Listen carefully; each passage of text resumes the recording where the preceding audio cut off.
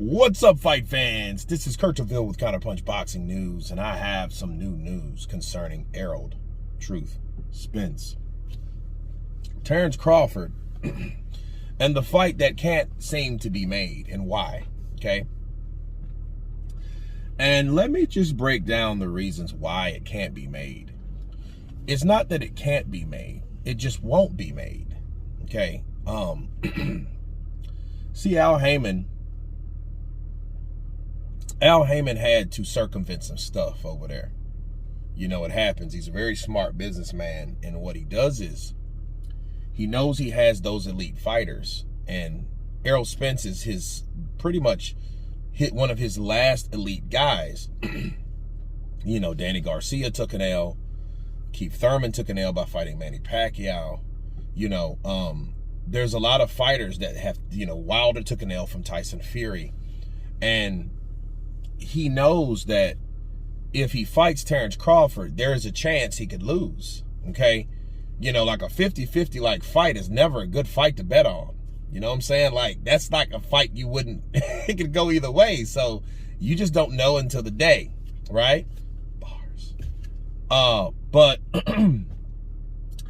Al Heyman knows that if Errol Spence is going to take an L, it's going to be for more money than that fighter can.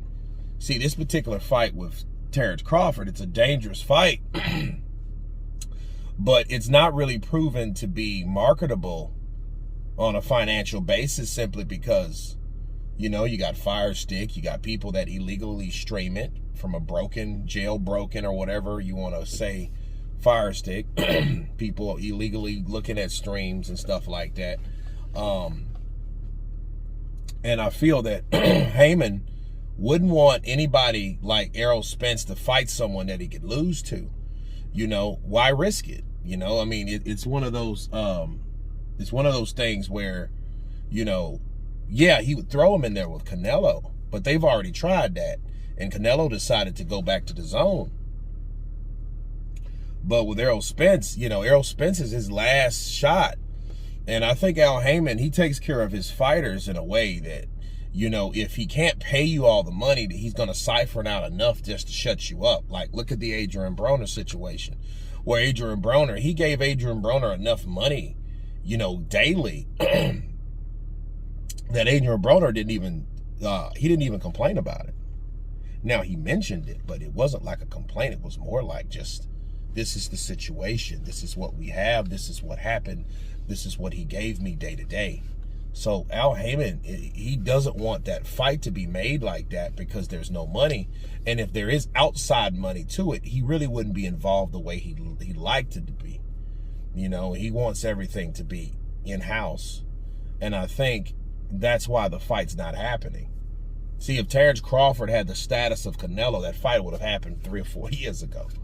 You know, and I think that's the whole thing, you know, that you're dealing with when you're dealing with Al Heyman and his premier guys. See, the whole thing, let me give you another example. Deontay Wilder and Anthony Joshua. That fight they didn't want that fight to be made because Al Heyman was at that table, him, Lou DiBella, Shelly Finkel, Deontay Wilder, then John Skipper is giving them this breakdown of this incentive of how much money that he would make, and it was well over $100 million. And Al Heyman knew, like, well, if you guys are offering $100 million, why don't we just do it on pay-per-view? Because now you've made him worthy of $100 million. How are you worthy of $100 million? Somebody offers you $100 million. That's easy. And he knew, well, if this is being offered, what's the potential on my platform? So if the potential is high on my platform, why would I settle for DAZN? You know, Shelly Finkel just worried about the split. Heyman was worried about the platform, you know. But Joshua was always the guy that he wanted to make that fight, but he wanted to make that fight for hundreds of millions of dollars.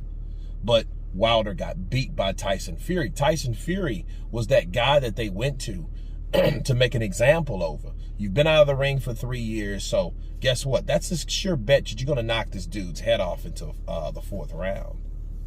you know. And I'm saying that to give you guys an example of Al Heyman. Al Heyman, you know, thinks things through, but he thinks them through his platform based only. He doesn't look at like the zone and those plays. No, he's worried about, look, this is what I can do for my fighter, you know. But yeah, that's pretty much why that fight hasn't happened between Errol Spence and Terence Crawford. I know it's like beating a dead horse, but people have a right to know from an unbiased view. But anyway, that's my counterpunch on Al Heyman, Errol Spence, Terence Crawford. Of course, please subscribe. And you guys been Counterpunched. Peace!